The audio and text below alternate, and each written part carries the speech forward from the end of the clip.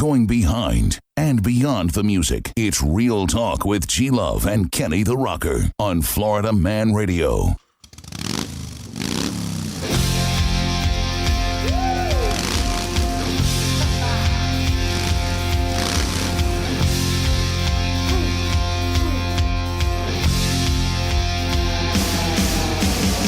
All right, G-Love, are you ready? I am ready. On the phone, all the way from South Dakota, the mayor of Sturgis, let me get his last name right, Mark I screwed it up. Oh, my God. I've been practicing the whole time. Carstensen. Thank you, Mark. How you doing, Mark? I'm sorry. Doing well. How are you guys? I'm all right. I practiced this whole time. I kept saying Carstensen because it's got that little on the end. No one gets it right. It's fine. It's all good, Mark. Norwegian. So say hi there, G-Love. Hi there, Mark. How are you? I'm going to call you Mayor Mark M.M. How's that? Yep, that's wonderful. Yes. What was he going to say? To F off? Yeah, he could. Yeah, he could. He's at Sturgis. Yeah, he can say whatever he wants. Well, not on FM, but yeah. Yeah, okay. Save it. But anyway, so Mark, you've been the mayor since 2011, correct? Correct. You know, people must like you out there. I mean, that's 9 years in a row, right? Yeah, this is my 10th rally as mayor, so Wow. this is my hometown. Oh, that is your hometown.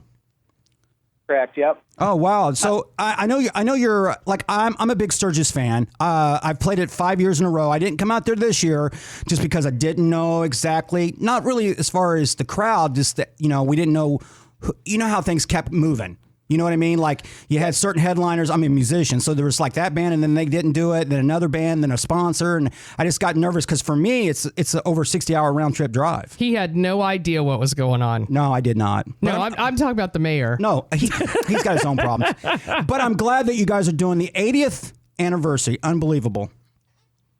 Unbelievable for sure. That is so cool. The weather's been great. There's a lot of people here.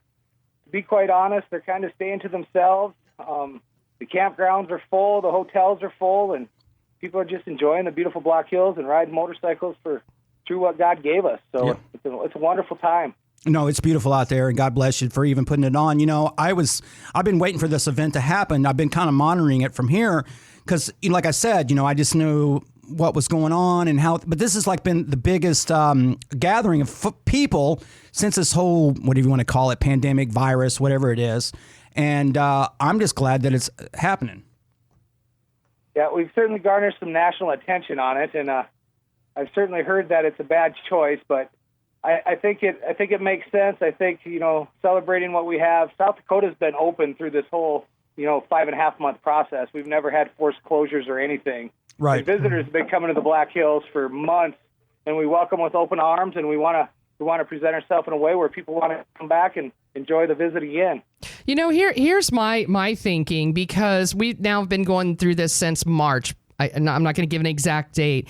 Somebody had to just do it, because if we don't have someone putting the toe in the pool, we're never going to know. And I think, if you're going to do it out there in the wide open, right, and you have tons of people there, I think it had to be done. I mean, if we just keep canceling and canceling and canceling, how do we know when the right time is going to be?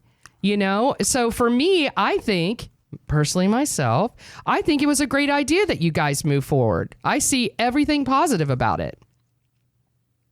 Well, I see it the same way, and I appreciate that. Quite honestly, we hear from the people that don't feel that way. So when we hear positive things, we appreciate that. And truly, it is. It's so spread out. There's so many different venues. There's so many ways to, social distance and do your thing and still be able to, experience the freedom and the family and coming together as Americans, which we've lost that feeling over this last few months. I mean, we got to remember we're free, and we got to remember how to celebrate it. Right. Well, and again, you guys have been doing precautions anyways. I did see an interview where you have masks if people want that. A lot of people are passing those out, vendors, etc. I know that I'm sure you have the hand sanitizer stations and all that stuff. So. Yep. Everywhere downtown. Mm-hmm. And I noticed. We spoke with all the temporary vendors. Yeah, I noticed one of your clips. I watched quite a few to see how you got to the decision of moving forward, and you made it very clear that you were going to go do everything in your power and possibility with the vendors, with the bands, with anybody, to keep it clean and sanitize and to offer, things like that. So, I mean, you obviously went out of your way to make sure that people are somewhat protected during this time. So, kudos to you for doing that. Well, we appreciate everybody that comes and everybody that's involved with the Sturgis Motorcycle Rally, and it truly is a celebration of freedom, and it's what these people come back every year for, the same feeling. So it's a positive, wonderful week. I'm sad now that I'm not there. That's right. But now, you typically, though, I would say with an 80th anniversary, you would have probably had a 500,000 people there, correct? I would say more. I mean, yeah. Oh my goodness. 75th was pushing. Yeah, 75th was pushing 800,000 is what we figured out after all the data was analyzed. The 80th without COVID probably would have been that or more. Right. But there's still hundreds of thousands of people here. As the city, we don't come out with the numbers because part of the equation is the sales tax, and that reporting and that returning from the state and all that information doesn't get processed till October. So it takes a little bit for our official number to come out. Well, and the other thing is, too, is, I mean, this as the economy is getting, hurt by everybody. And me, like I said, minus the radio gig, I'm a full-time musician. So, I feel sorry for the musicians, the roadies, the sound guys, the techs, the bartenders, the waitresses. It goes on forever. The club owners. I mean, there's a lot of people that are not going to recover from this. It's just impossible, to be out 5-6 months. And for you to do that, and then I know the kind of money that it generates for the state and city, which is awesome. But then again, I did see a thing where you said, look, as far as Sturgis go, and I believe you, you can't stop these people. They're coming anyways. Well, where the state of South Dakota is out with being open and operating, I mean, we truly aren't going to stop them. And the large venues outside of the city limits, that's not our jurisdiction. We don't control what they do. Right. And the government entities that do control that, they said, we're going to let them do what they want to do. And so people were coming. So the best thing was to be prepared as possible and open our arms and welcome people and remind them to stay safe and provide the tools to do so. And after the rally, we're testing all of our employees, and we have other tests available for our community. So if there is an uptick in COVID, we're trying to catch it at the beginning. It's pretty interesting. We purchased 1,300 tests post-rally, and we probably won't even use 750 of them, and we've been promoting the opportunity, and people just have chosen not to take that route of even knowing. Well, wow. There you go. Yeah, I mean, if they were feeling bad, they would take it. I mean, I'm not a guy. Without a doubt. This Right. is asymptomatic people, yeah. Right. Now, the other thing is, too, that I wanted to ask you, being, basically kind of a small town mayor, right? You said about 7,000 people there.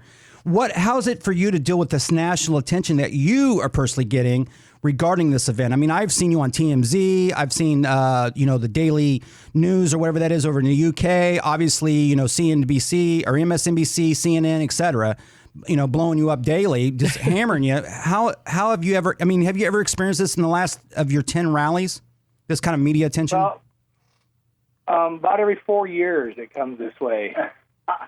You can do the math and figure that out. But yeah, it's been 2016 and now 2020. Yeah. Now you have my interest up. I'd like to know what that's about. Forget about COVID-19. Well, he's talking about elections every 4 years. Yep. Oh. Yep. Yeah. No, that's with everything. You know what I mean? Especially towards that's when the national comes out. Well, how long do you get to be mayor? 10 years? Can you? No. It's got to be a year by year, right? What?